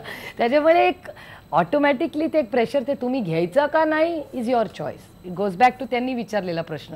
तुमच्या वडिलांची अपूर्ण स्वप्न, एकतर माझ्या वडिलांची अपूर्ण स्वप्न सगळ्या देशाला मला सोडून माहिती आहेत. त्याच्यामुळे तो बोजा मी माझ्यावर घेत नाही एकतर. आणि आपण आपले ॲस्पिरेशन, माझी इच्छा काय आहे, मी राजकारण माझ्या इच्छेसाठी करते, माझ्या वडिलांची स्वप्न पूर्ण करायला नाही. हो हे काय फॅमिली इंक नाही आहे. का नाही गेलावं? जरूर जातं. खूप वेळा जातं. सगळ्या घरात नाही राहत. खूप वेळा बाहेर जातं. इलेक्शन लढलो ना की ते बाहेर जातं. घरातच इलेक्शन नाही लढलं तर ते घरात राहू शकतं. पण इलेक्शन लढलं तर ते भाऊ जात नाही. बऱ्याच घरांमध्ये राहतं कारण का ते इलेक्शनच लढत नाहीत. जे इलेक्शन लढतात त्यांना ते कष्ट करायला पडतात. मला फार सोपं आहे बाहेर जाऊन तुम्ही लढा म्हणायला. तू लढ ना बाबा, तेव्हा गंमत आहे. ताई लढाई तर आता जोरात चालले. जे सत्ताधारी पक्ष आहेत शिवसेना आणि भाजप तेच पक्ष एकमेकांच्या विरोधात उभे ठाकलेले आहेत आणि हा त्यांचा पॅटर्न आहे की काय जणू की विरोधी पक्षाचं अस्तित्वच नष्ट करायचं आणि आपणच सत्तारूढ आणि विरोधी पक्ष असा खेळ खेळायचा आणि सत्ता आपल्याकडे खेचून घ्यायची. तुम्ही काय त्याच्यावर तुमची प्रतिक्रिया आहे? त्याच्यातून क्रेडिबिलिटीचं काय होईल? सत्ता एक वेळ तुम्ही जिंकाल, क्रेडिबिलिटी काय? जे एका ठिकाणी माननीय मुख्यमंत्री अखंड पारदर्शकता, ट्रान्सपेरन्सी, गुड गव्हर्नन्स म्हणतात आणि 25 वर्ष डेप्युटी मेयर तुमचाच होता. मग इतके दिवस तुम्हाला समजलंच नव्हतं इथे करप्शन चाललंय? म्हणजे 23-24 वर्ष त्याच सगळ्या सिस्टममध्ये तुम्ही होता ना. म्हणजे BJP स्वतःला ह्याच्यापासून वेगळं करूच शकत नाही. रेनकोटबद्दल जे माननीय प्रधानमंत्री बोलले ते मनमोहन सिंगजींपेक्षा महाराष्ट्राच्या मुंबईच्या भाजपला जास्ती योग्य आहे, कारण का तेच ढोंग ते करतायत म्हणून त्यांना ते तसं सुचतं, कारण का तेच करतायत. त्याच्यामुळे आरोप करणं खूप सोपं असतं. मुंबईच्या पावसामध्ये, सगळ्या आरोपांच्या पावसामध्ये भाजपनं रेनकोट घातलाय असं म्हणाले. मी रेनकोट नाही, माझी छत्री आहे, त्याच्यामुळे मी रेनकोट आणि छत्रीच्या भानगडीत पडत आहे. आणि हे दुर्दैव आहे खरं की देशाचं पार्लमेंट, ज्याच्यात आम्ही खूप अपेक्षेने जातो, आम्ही पार्लमेंटमध्ये भाषणं ऐकतो कशाला, काहीतरी नवीन शिकायला म्हणून. ते भाषणं जेव्हा या लेवलला जातात ना, तेव्हा वाईट वाटतं आपल्याला. कोणीच करू नये, म्हणजे आमच्या बाजूनीही असे आरोप होऊ नये आणि समोरच्या बाजूनी होऊ नये, कारण का एक आपली लेगसी आहे पार्लमेंटची. पार्लमेंटच्या भाषणांचे रेफरन्सेस आपण सगळे देत असतो. म्हणजे एकदा इलेक्शन संपलं की पार्लमेंटमधलं भाषण आणि प्रचारातलं भाषण, म्हणजे जे मी भाषण प्रचारात करते ते अर्थातच मी पार्लमेंटमध्ये करणार नाही. आणि पार्लमेंटचं भाषणाला शेवटी मतं मागताना ते भाषण आपल्याला करता येत नाही, ते डेटा बेस्ड असतं, एक अभ्यासू भाषण असतं. दरवेळेस एखादी पॉलिसी आपल्याला अर्धी योग्य असते, अर्धी अयोग्य असते. आणि governance is a continuous process. ते असं नाही आहे की तुम्ही सुरू केलं की तुमचा सगळे कार्यक्रम मी बंद करते आणि माझी सत्ता आली की मी तुमचे सगळे कार्यक्रमांना लॉक करून मी करते. No, it is a continuous process. म्हणजे प्रधानमंत्री ग्रामसडक योजना ही डेटा प्रूव्ह करतो की ही वाजपेयीजींनी सुरू केलेली स्कीम आहे, त्याची कंटिन्यूस आम्ही केलं. मग ती वाढवायची का कमी करायची, हे म्हणजे governance is a continuous process. असं कोणी नाही म्हणू शकत की हे मी सुरू केलं. सुप्रियाताई, आणखी अनेक प्रश्न आमच्या या न्यूजरूममध्ये आहेत, पण आता वेळ झाली का ब्रेकची. तुम्ही पहा फक्त IBN लोकमत.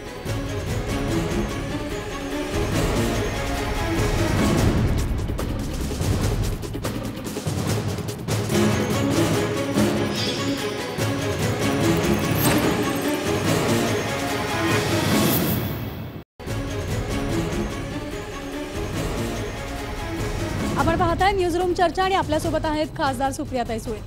सुप्रियाताई, खरं तर आपण पाहतोय राज्यामध्ये सध्या रणधुमाळी आहे ती महापालिका निवडणुकांची, आणि या संपूर्ण प्रचारामध्ये, या रणधुमाळीमध्ये कुठेतरी आम्हाला राष्ट्रवादी काँग्रेस महापालिकेमध्ये बॅकफूटवर गेलेली दिसतीये. शिवसेना आणि भाजप जितकी आक्रमक झाली आहे तेवढं आम्हाला राष्ट्रवादी काँग्रेस दिसत नाहीये. कारण का तुम्ही ज्या हेडलाईन्स करता ना, या करप्शनच्या करता. आम्ही त्या करप्शनमध्ये कुठे नाही होत, थँक गॉड. त्याच्यामुळे अर्थातच आत्ता जे आरोप प्रत्यारोप सगळ्या चॅनल्सवर होत आहेत ते डेव्हलपमेंटचे अजिबात होत नाही आहेत, ते फक्त कोणी किती पैसे खाल्ले ह्याच्यावर होत आहेत. त्यामुळे खरंच दुर्दैव आहे. मला वाईट एवढ्याचं वाटतं या कॉर्पोरेशन आणि जिल्हा परिषदमध्ये की महाराष्ट्राची चिंता कोण करते, तर कोणीच करत नाही. आणि हे दोन्ही पक्ष जे आज सत्तेमध्ये एकत्र आहेत, केंद्रात पण आहेत, म्हणजे परवाच्या दिवशी माननीय अनंत गीते राज्यसभेमध्ये इतकी बॅटिंग मोदी साहेबांच्या सरकारची करत होते, आणि त्या दिवशीच दुपारी इथे शिवसेनेचे नेते त्या मोदी सरकारला नावं ठेवत होते. त्यामुळे it's a joke first of all की इथे राज्यसभेत एक लाईन आणि हे म्हणजे त्यांची किती इन्कन्सिस्टन्सी आणि सत्तेसाठी काय लोक करतील. म्हणजे इट्स शॉकिंग की महाराष्ट्राच्या आणि देशाच्याच इतिहासात एवढं रबिश मी कधीच नाही पाहिलेलं, एक तर. आणि दुसरं की महाराष्ट्र आणि डेव्हलपमेंट म्हणजे या कॉर्पोरेशनमधून आणि जिल्हा परिषदमधून तुम्हाला महाराष्ट्र कुठे न्यायचं आहे ह्याची चर्चाच होत नाही आपल्याकडे. महाराष्ट्राचं दुर्दैव आहे आणि फक्त आरोप आणि प्रत्यारोपातच चाललंय. त्याच्यामुळे महाराष्ट्राचा विचार तुम्ही कधी करणार. त्यामुळे मला विचाराल तर आय एम हॉरिबली डिसअपॉइंटेड. आणि ते विरोधक म्हणून मी एक म्हणत नाही, पण मी एक नागरिक म्हणून हा प्रश्न त्यांना विचारते की महाराष्ट्राचं काय. सेनेचे मंत्री म्हणतायत आम्ही राजीनामा खिशात घेऊन फिरतोय आणि 18 तारखेला पक्षप्रमुखांकडे देणार आहे. तुमचं 2 टर्म सरकार होतं, आत्ता 41 आमदार आहेत, गेल्या वेळेला 71 होते. अशी कधी वेळ राष्ट्रवादीवर आली होती का की राष्ट्रवादीच्या आमदारांच्या खिशात राजीनामे आहेत आणि शरद पवारांकडे राजीनामे देण्यासाठी ही वेळ होणार आहे? अहो, आम्ही सिरियस पॉलिटिक्स करतो, आम्ही टाइमपास नाही करत. हे कसं असतं ते कॉलेजमधला रोमॅन्स असतो ना की भांडण झालं की लेट्स ब्रेकअप, हे असलं सगळं राहिश चाललं. हे इमॅच्युरिटी चालली आहे सगळी. हे राजकारण करताना जेव्हा लोक तुम्हाला निवडून देतात तेव्हा तुम्ही राजीनामे नाही हो घेऊन जाऊ शकत. दिस इज सिरियस. तुम्ही असं रोज खिशात घेऊन येता का राजीनामे की आता मी नोकरीवर चालले, मला आवडलेली नाही लीड स्टोरी, मी राजीनामा देते. एवढं शॅलो म्हणजे हे स्वतःचं काम किती लाईटली आणि शॅलोली घेतात हे ह्याचं अतिशय जिवंत उदाहरण आहे. राजीनामा इज नॉट अ जोक. लोकांनी विश्वासाने तुम्हाला निवडून दिलेलं आहे. ती at comes at a cost. लोकांच्या तुमच्याकडून अपेक्षा आहे, तुम्ही पब्लिक लाईफमध्ये आहात आणि राजीनामा द्यायचाच असेल तर त्याची चर्चा कशाला. डिवोर्स घ्यायचा असेल तर वकिलाकडे जा. रोज मला फोन करून कशाला घेते मी घेणार आहे. Becomes a joke. तुमची क्रेडिबिलिटी जाते त्याच्यामुळे. आणि त्याच्यामुळे मला वाईट एवढ्याच वाटतं की आमच्या सगळ्या फ्रटर्निटीकडे जोक म्हणून बघितलं जातं. आणि या देशाची डेव्हलपमेंट, या देशाची जर क्रेडिबिलिटी ह्या सगळ्या संस्थेची गेली तर हा देश पुढे जाणार कसा? आज जे भगवान भरोसे चाललाय महाराष्ट्राची एक जाहिरात दिसते तुम्हाला कुठे की आम्ही नंबर 1 ह्याच्यात आहोत? भाषणं नको आहेत मला एव्हिडन्स डेटा बेस्ड पाहिजे. आणि मला माननीय मुख्यमंत्र्यांना हेच बोलायचं आहे की एक काळ असा होता की महाराष्ट्राचा मुख्यमंत्री जेव्हा दिल्लीला यायचा देशात हलचल व्हायची की Y is Maharashtra CM in Delhi. आता येतात जातात कळतच नाही, कारण का महाराष्ट्र तेवढा रेलिव्हेंट राहिलाय का नाही बाकीच्या कॉम्पिटिशनमुळे याचं आत्मचिंतन करायची वेळ आलेली आहे. आणि या सगळ्या ज्या आज जे कॉर्पोरेशनमध्ये परिस्थिती चालली आहे, मुंबईकरांचा कोण विचार करतोय? मी पण एक मुंबईत राहते, मी पुण्यात राहते, तेव्हा एक नागरिक म्हणून मला कोण विचारतंय की मला काय पाहिजे? मला असा कॉर्पोरेटर पाहिजे जो चांगलं काम करेल, रोटी कपडा और मकान, पाणी, नळ, गटर हे सगळं करेल. मला नको आहे तुम्ही किती खाल्ले आणि तुम्ही किती खाल्ले, आणि कॉम्पिटिशन आहे त्याची. आणि एखादा जेव्हा तुम्ही गोष्ट एकत्र करता, म्हणजे काँग्रेस आणि NCP जेव्हा होते, हे काय झालं याची जबाबदारी एकावर नसते. 15 वर्ष सरकारमध्ये होतं, एवढं तर खरं बोलू शकतो आम्ही, आणि एवढे खोटे आम्ही नाही होत ह्यांच्यासारखे. 23 वर्ष एकत्र काम केलं, पण म्हणजे जे चांगलं ते माझं आणि जे वाईट ते तुझं, माझं ते बाळ्या तुझ्या ते बाबडा, असं नाही चालत. Doesn't work like that. म्हणजे माझी मुलं हुशार आणि चांगली आणि तुमची वाईट, असं होत नाही. ताई, माझा एक छोटासा प्रश्न आहे. मी ॲक्च्युली बारामतीतील विद्याप्रतिष्ठान कॉलेजचा विद्यार्थी आहे. Very good. तुम्ही 2 विचारा. तो प्रश्न असा आहे की सुरुवातीच्या काळात म्हणजे याच्या अगोदर प्रत्येक राजकीय पक्षाला एक विचारांचा प्रवाह होता, पण आता जे उमेदवार येतात ना, आता इलेक्शनचा पिरियड आहे म्हणून, तर आता असं दिसतंय की प्रवाह बाजूला राहिला आहे. फक्त आर्थिक गणितं जुळवण्यासाठी उमेदवार राजकीय पक्षाची बाजू घेत आहेत किंवा सपोर्ट घेत आहेत. तर याच्या अशा उमेदवारांना तुम्ही काय सांगा? नाही, मला हे महाराष्ट्राचं दुर्दैव वाटतंय. महाराष्ट्रात असलं राजकारण कधी व्हायचं नाही. आपल्याला ऐकायचं की बाकीच्या राज्यांमध्ये होतात, कुठल्या राज्यात मला नाव नाही घ्यायचं, पण त्या राज्यांमध्ये व्हायचं, असं आमच्या कानावर वाचनामध्ये यायचं. महाराष्ट्रात हे कल्चर कधीही नव्हतं, आणि ह्याच्यावर आम्ही सगळ्या पक्षांनी बसून आत्मचिंतन केलं पाहिजे. कारण का हा इलेक्शनमध्ये लढतो, पण एक काहीतरी महाराष्ट्राची आयडिओलॉजी, एक बेस इथॉस आहेच ना. त्याच्यामुळे जरी मी कुठल्या तरी एका संघटनेत काम करत असले तरी मलाही वाटतं, तुम्हाला असं नाही वाटत की जेव्हा पेड न्यूजची बातमी येते तुम्हाला वाईट नाही वाटत? त्याला मी चांगलं काम करतो. एखादा जर माणूस पेड न्यूज घेत असेल म्हणून का आम्ही सगळे पत्रकार वाईट आहेत? त्यामुळे जेव्हा एखादा माणूस तुम्ही म्हणता तसं करतं, मग सगळे म्हणाले सगळे राजकारणी तसलेच आहेत. आता तुमच्या प्रश्नांमधून पण तोच सूर येतो. नाही होत असं. आम्हाला खरंच काहीतरी बदल घडवायचा आहे, आणि एखादं इलेक्शन हारलो तरी चालेल, पण तत्व सोडणार नाही. हा महाराष्ट्र आहे, आणि तो कुठेतरी त्याला आज ठेच पोचते, आणि त्याला जबाबदार आम्ही सगळेच आहोत. सगळेच पक्ष आहेत, 5-6 पक्ष जेवढे लढत आहेत तेवढे जबाबदार आहेत, आणि हा बदल आपल्याला घडवला पाहिजे. आणि त्याची सुरुवात आम्ही नक्कीच करणार आहोत. म्हणजे मी इथे यायच्या आधीच सांगत होते की यशवंतराव चव्हाण प्रतिष्ठान एक न्यूट्रल फोरम आहे. का नाही त्या फोरमनी किंवा तुमच्यासारख्या लोकांनी विदाऊट कॅमेरा, म्हणजे काय होतं, डॉक्युमेंटेशन आलं म्हणजे अँगलिंग होतं, का नाही एक खुली चर्चा आपण सगळ्यांनीच समाजात करावी की हे खरंच योग्य आहे का? तुम्ही आयडिओलॉजीसाठीच लढता, नुसतं सत्तेसाठी नाही लढत, आणि आयडिओलॉजी नसेल तर त्या पक्षाला किंमतच नाही. मग तेव्हा या सगळ्या गोष्टीची व्यापक चर्चा समाजात झालीच पाहिजे. तुमच्या पुढच्या जनरेशनला तुम्ही लेगसी म्हणता, काय लेगसी सोडणार आहात तुम्ही? पुढच्याला डायरेक्शन काय आपल्याला?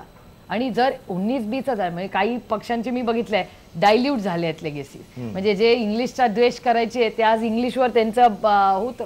हरकत नाही, बदल होऊ शकतात पक्षात, आणि मग त्यांनी पण विचार केला पाहिजे की त्यांची आयडिओलॉजी आणि त्यांच्या पक्षाची खरंच गरज आहे का?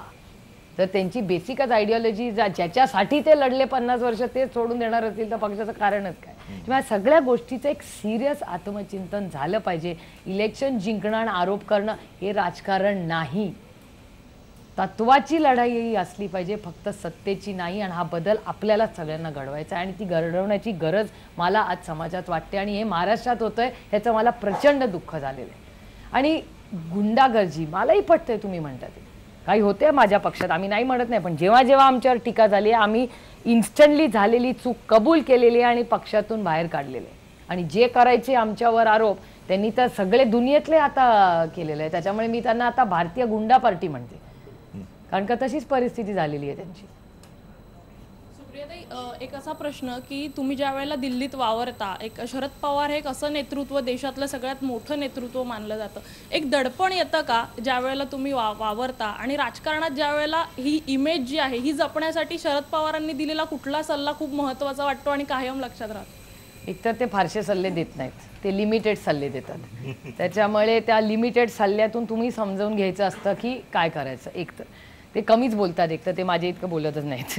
दादा मी बोलतो ते नाही फार बोलत. आणि सगळ्यात महत्त्वाची गोष्ट की मला दडपण एवढ्यासाठीच येत नाही की ते आहेत, मी आहे.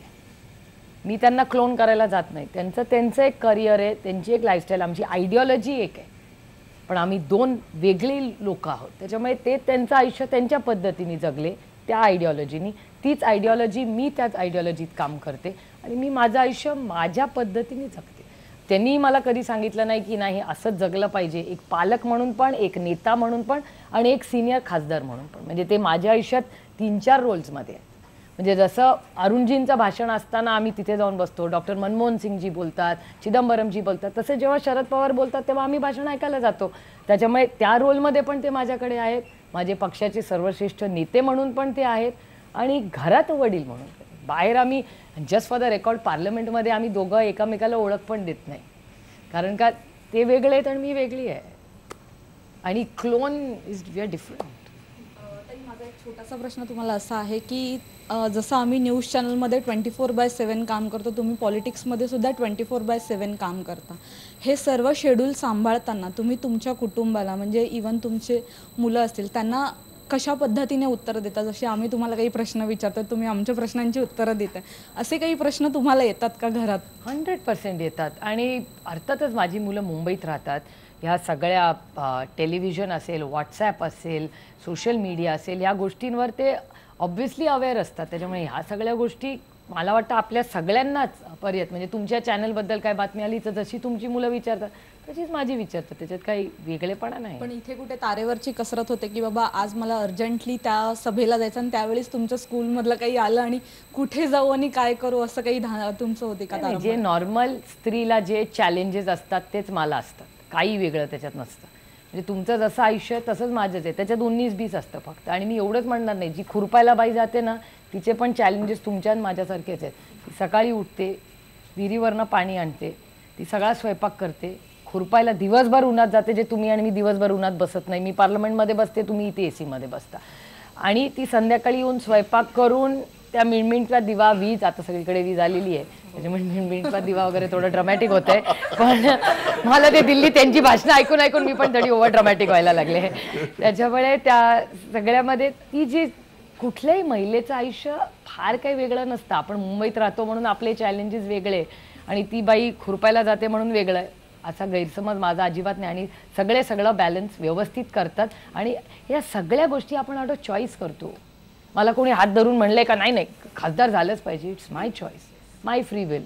त्याच्यात जे चॅलेंजेस येतात ते करायचे, त्याच्यात एक वेगळी मजा असते. तुम्हाला पण कोण म्हणलं नाही की नाही न्यूज रूममध्ये जायलाच पाहिजे, नो, चॉईस यू मेक. त्याच्यातून ती बिचारी खुरपायला जाणारी असते, तिचे कष्ट जास्त आहेत कारण का तिला नाही खुरपायला जायचे, तिची परिस्थिती वाईट आहे म्हणून ती खुरपायला जाते. त्याच्यामुळे हा प्रश्न माझ्यापेक्षा तिला जास्त तुम्ही विचारला पाहिजे एक महिला म्हणून, कारण का ती माझ्यापेक्षा 10 पटीने कष्ट जास्त करते. ताई एक प्रश्न आहे, तुम्ही आता म्हणालात की फॅमिली फर्स्ट, तर धनंजय मुंडेंच्या बाबतीत पण तुम्ही त्यांना सल्ला असा काही द्याल का की फॅमिली फर्स्ट? एक तर मी कुणाला सल्ले देत नाही, मी माझ्या मुलांना पण फार सल्ले, मी कुणालाच फार सल्ले द्यायला जात नाही. मला सल्ले दिलेले फार आवडतं. आय लव्ह फीडबॅक, माझा स्वभाव आहे तसा. म्हणजे तुम्ही मला सांगा की सुप्रिया हे तुझ्याबद्दल चांगलं आहे, वाईट आहे, इट इज वेलकम. पण तुम्ही मला विचाराल की सुप्रिया तुला माझ्याबद्दल काय आवडतं, मी जराशा अशा बाबतीत थोडीशी रिझर्व्ड आणि डिप्लोमॅट आहे. मी म्हणेन तुमच्याबद्दल सगळं वंडरफुल आहे, कारण का जेन्युअनली मला तसं वाटतं. मी फार काही डीप अनालिसिस लोकांचा करत नाही. आणि ताई तुमच्या एकूणच 10 वर्षाच्या राजकीय करिअरकडे बघितलं तर तुम्ही एक तत्वनिष्ठ राजकारणी म्हणून आम्हाला दिसता, आम्हाला तसं नेहमीच वाटतं. पण तुमच्या ओपनिंग पेक्षा नाही, पण या तत्वनिष्ठ सुप्रिया सुळेंना त्यांच्या वडिलांचं बेभरोशाचं राजकारण पडतं का? कारण आता सरकार कधी एकदा पडतंय आणि राष्ट्रवादी काँग्रेस कधी एकदा सत्तेत जात आहे, असं काही अजितदादांना वाटायला लागलं. तर तुम्ही बेभरोशाचं राजकारण म्हणता, 50 वर्ष टिकले म्हणजे त्याच्यात काहीतरी त्या माणसात गंमत असली पाहिजे ना. दुसरं मला प्रोफाईल सांगा ना या देशाच्या राजकारणात, जे कुठली लाट असू दे, वारा असू दे, हवा असू दे, एक पण इलेक्शन हरले नाहीत आणि 50 वर्ष रेलेव्हंट राहणं. तुम्ही राहू शकता एक वेळ ठीक आहे, पण रेलेव्हंट म्हणजे 25 वर्षापूर्वी हेच शरद पवारांच्या पुढे घुटमळत होतं, 50 वर्ष झाली तरी हेच घुटमळतंय. म्हणजे त्या माणसात काहीतरी गंमत असेल ना, असं कसं म्हणून चालेल? May be it's a quality that works, मला नाही माहिती, पण इट हॅज वर्क फॉर हिम.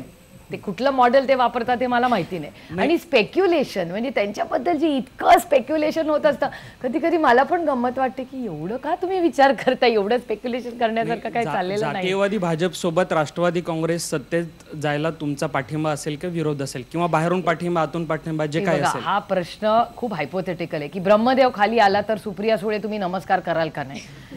इतका वेग आहे ते, आता त्यांची सत्ता आहे, ते काय राजीनामा देतील अशी कुठली परिस्थिती नाही. ते खिशातच घेऊन फिरतायत, जसा तुम्ही आणि मी रुमाल घेऊन फिरता, ते बिचारे ते रेजिग्नेशन घेऊन बिचारे फिरत असतात. त्याच्यामुळे तो आतापर्यंत फाटला पण असेल इतका वेळ करून. त्यामुळे तो आहे का नाही, कोण बघायला गेलंय हो. या सगळ्या खूप शॅलो गोष्टी झाल्यात आणि मला दुर्दैव एवढं वाटतं की राजकारण ह्या लेवलला गेलेलं आहे. ही पदं जी येतात, लोक तुम्ही जेव्हा निवडून देता, लोक विश्वासाच्या नात्याने तुम्हाला निवडून देतात हो. त्याच्यात काय राजीनामा थ्रेट आहे मला विचाराल तर? मी नाही कुणाला थ्रेट देणार कधीच की माझं असं मनासारखं झालं नाही की मी राजीनामा. का लहान मुलं आहोत का आपण? हा आपल्या राज्याच्या स्टेबिलिटीचा प्रश्न आहे. एका इलेक्शनचे किती खर्च येतो ह्याचा विचार तुम्ही केलाय?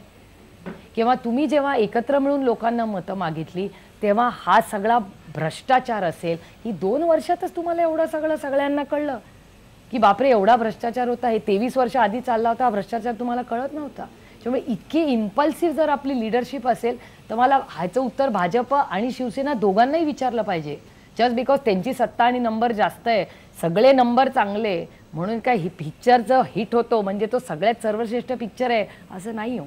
कमी लोक पण पिक्चर बघायला जातात. ओमपुरीचं पण एक वेगळा मार्केट होतं. Shyam Benegal ji is also credible name. त्यांचे पिक्चरला 100 कोटी वगैरे विकेंडला मिळाले नसते, पण Shyam ji is a credible name in film. तसंच आहे. त्याच्यामुळे आजकाल मला दुर्दैव वाटतं की सरकार पाडणं, राजीनामा देणं, या सगळ्या गोष्टी किती लाईटली लोक घेतात आणि किती गंभीर. महाराष्ट्राच्या स्टेबिलिटीचा प्रश्न आहे. तामिळनाडूमध्ये काय चाललंय त्या राज्यामध्ये, किती ॲक्च्युली काळजीची गोष्ट आहे. डेमोक्रेसी इज इन थ्रेट मला विचाराल तर तामिळनाडूमध्ये. किती महत्त्वाचं राज्य आहे ते. ती लोकसंख्या काय, त्याच्या प्रोग्रॅम्सचं काय, इम्प्लिमेंटेशनचं काय, या गोष्टीचा कोणीही विचार करत नाही. आपण फक्त शशिकला की Panneerselvam, OPS versus Shashikala. It's not that. State is in big trouble. आणि आज महाराष्ट्रामध्ये याचा अर्थ काम सोडून यांची भांडणच चालली आहे. मग राज्य पुढे जाणार, महाराष्ट्र पुढे, ह्याचं उत्तर कोण देणार? आज महाराष्ट्राबद्दल कोणाला तरी आज जे सत्तेत आहे त्यांना पडली आहे का? तर ह्याचं उत्तर नाही आहे. कारण का ते आपापसाच्या भांडणात इतके बसतात. आणि जर हे दोघांनाही झेपत नसेल तर त्यांनी उतरावं आणि कबूल करावं की आम्हाला हे झेपत नाही. कारण का माझ्यासाठी महाराष्ट्र पहिला येतो, नंतर बाकी सगळे येतं. सुप्रियाताई, महाराष्ट्राचं राजकारण शरद पवार या व्यक्तिभोवती, या व्यक्तिमत्वाभोवती फिरतं असं म्हटलं जातं.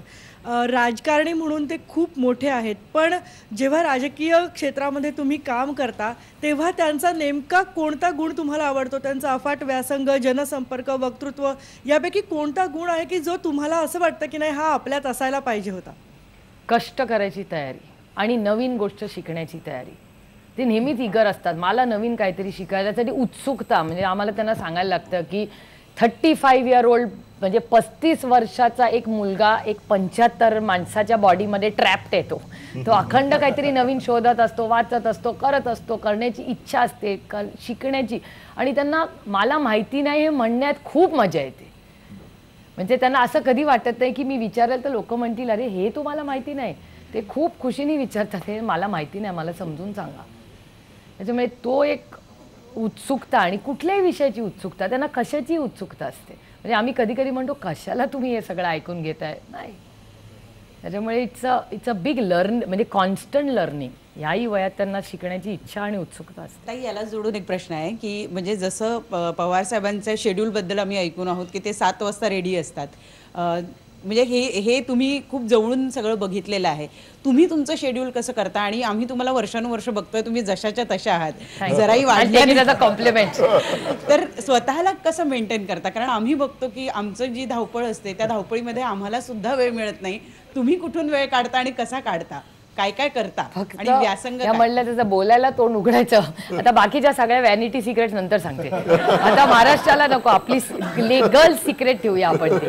नाही, पण कसं असतं, मला खरं विचाराल, माझा हॅपीनेस मला माझ्या जॉब सॅटिस्फॅक्शनमध्ये येतो. म्हणजे काल मी जेव्हा मगाची विमानाचं सांगत होते त्या माणसाने मला विचारलं की तुम्ही किती वर्ष राजकारण करा? युअर इन अ जॉब ज्याला काही रिटायरमेंट रेटच नाही, तो पण वकीलच होता, मी त्याला म्हणणार होते तुझी पण तशीच आहे, पण आता तो सगळं जे बोलत होता ते मला गिल्टी करण्यासाठीच बोलत होता आणि मला काय चॅलेंज, वकिलाची फार वाद नाही घालायचं, तुम्ही कधीच जिंकू शकत नाही. त्याच्यामुळे मी बॅकफूटवर होते, ते प्रिटेंड करत होते की बॅकफूटच राहिलेलं बरं. पण तुम्हाला सांगू, हे सगळे चॉईसेस आपण आपल्या आयुष्यात करत असतो. म्हणजे मी चूज करते की मला राजकारण करायचं आहे, मी चूज करते की मला पार्लमेंटमध्ये काय, कोणी तिथे पार्लमेंटमध्ये म्हणत नाही की 11 ते 5 बस, 11 ते 5, आता तर अरुणजींनी 9 वाजेपर्यंत बसवले आम्हाला 3 दिवस. These are choices we make, आपण करतो ते. आणि फॉर्च्युनेटली मी स्वतःला अतिशय ब्लेस्ड समजते की मी एकतर मला महिला पुरुष ह्याचा असला काही मी विचारच करत नाही, पण माझ्या आयुष्यात मला चांगलं दर्जाचं शिक्षण, चांगले सासरचे मला मिळाले जे मॉडर्न थिंकिंग आहेत. God has been very kind to me. म्हणजे मी अजून मला आयुष्यात काहीतरी पाहिजे असं म्हणले तर मला इतकी वाईट कोणीच या जगात नाही. कारण का मला कंटेंटमेंट ही माझ्या करिअर, जॉब सॅटिस्फॅक्शन, माझी फॅमिली ह्याच्यातून मिळते आणि त्याच्यातून पुढे काय होईल गॉड अलोन नोज. अभी तो अच्छा चल रहा है. तुम्ही मगाशी पवार साहेबांबद्दल बोलत होतात, तर त्यांना तुम्ही पंतप्रधान झालेलं बघायला तुम्हाला आवडेल की राष्ट्रपती बघायला आवडेल? मला माझे वडील जसे आहेत तसे प्रिय आहेत, त्यांच्याकडे कुठलं पद असू दे किंवा नसू दे. कारण आमची एक खूप म्हणजे तुमच्या सगळ्यांचीच म्हणजे सगळ्यांनाच असं वाटतं की मी दादा आणि पवारसाहेब जेव्हा बसतो तेव्हा आम्ही फक्त राजकारणच बोलतो आणि आम्ही दुसऱ्या पुढं म्हणजे नुसतं आम्ही स्कीमिंगच करत असतो असं मला एक आमच्याबद्दल परसेप्शन आहे. आमची जशी तुमची फॅमिली आहे तशीच नॉर्मल फॅमिली. म्हणजे दिवाळीमध्ये मागच्या दिवाळी आम्ही अर्धा दिवस काम करतो, पोस्ट लंच आम्ही काम करत नाही कारण आमची जॉईंट फॅमिली, आम्ही सगळे एकत्र दिवाळीला compulsory, nothing else in the world is important. बारामतीला सगळ्यांना जावंच लागतं आणि आम्हाला उत्सुकता असते कारण का जन्मापासून ते केलेलं आहे.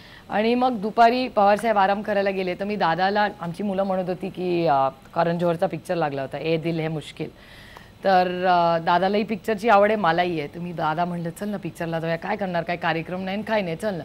तर दादा मी आणि आमची सगळी फॅमिली बारामतीला जाऊन 3 वाजता पिक्चर बघून आलो. आणि त्याच्यामुळे ह्या सगळ्या गोष्टी आम्ही नॉर्मली अशाच जगत असतो आणि आम्हाला असं वाटतं की आमची फॅमिली एकत्र आहे. आमचं कामामध्ये अपडाऊन होतात, तुमच्याही कामात होत असतील, कधी प्रमोशन मिळतं, कधी दुसऱ्याला प्रमोशन मिळतं, आपल्याला थोडंसं वाईट वाटतं, आपण खोटं बोलतो की नाही नाही तुझं खूप चांगलं झालं मला, पण मनात थोडंसं वाईट वाटतं की मी पण डिझर्विंग होत. ह्या गोष्टी सगळ्यांच्या आयुष्यात होत असतात. पण नेट जर तुम्ही हिशोब कराल तर लोकांनी 50-60 वर्ष आम्हाला, आमच्या कुटुंबाला मान सन्मान दिला, ह्याची सगळी आयडेंटिटी बारामतीतून सुरू झाली. पवारसाहेबांच्या आयुष्यातले मेडिकल चॅलेंजेस याच्यावर ते मात करू शकले. दादा आणि मी आणि आमचं सगळं कुटुंब प्रचार असेल तेव्हा करतो.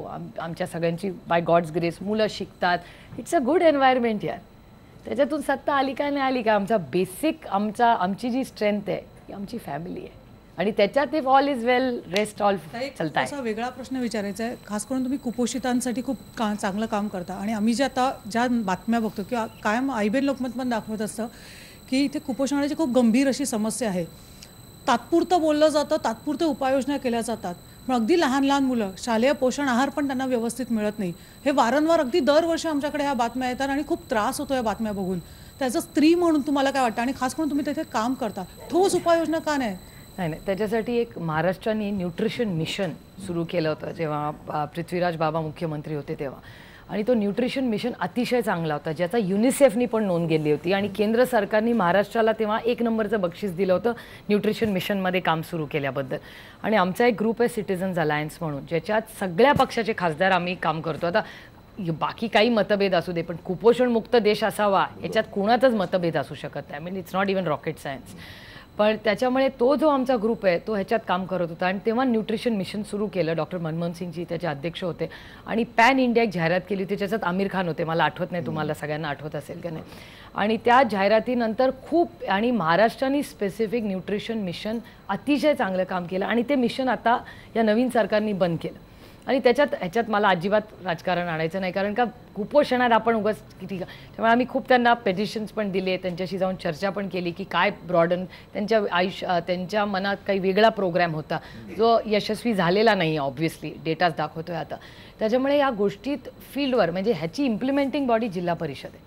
जिल्हा परिषदला जर वरून म्हणजे पोलिओचं मी नेहमी उदाहरण देते, देशामध्ये कुणाला तरी इच्छा होती की पोलिओ इरॅडिकेट झाला पाहिजे, नाही तर इट वॉज नॉट इझी. केवढा मोठा कार्यक्रम आपण यशस्वी केला नाही एवढ्या मोठ्या देशात. ह्याचा अर्थ सरकारला जेव्हा काहीतरी करायचं असेल ना, सरकार करू शकतं, हा माझा विश्वास आहे, कोणीही सत्तेत असू दे. नाही, कुपोषणाचे नंबर्स आता वाढलेत. न्यूट्रिशन मिशनमध्ये म्हणजे ठाणं असेल किंवा आज तुम्ही अमरावतीला मेळघाटला गेला, 100 NGOs काम करतात तिकडे. म्हणजे कुपोषित मुलांपेक्षा NGOs जास्त आहेत तिकडे. Actually it's almost a joke. आणि त्यांचं पोषण जास्त तिथं तो त्याच्यामुळे ह्या सगळ्या गोष्टींमध्ये जो न्यूट्रिशन मिशन जे सरकारने केलं होतं, ज्याला युनिसेफनी पण मदत पण केली होती फायनान्शियली नाही, डेटा आणि माहिती म्हणून, तो जर पुन्हा महाराष्ट्रात सुरू केला तर तुम्हाला खूप चांगला बदल त्याच्यात दिसेल. मग हॉट मिल कोल्ड मिल ह्याच्यावर वाद होत असतात.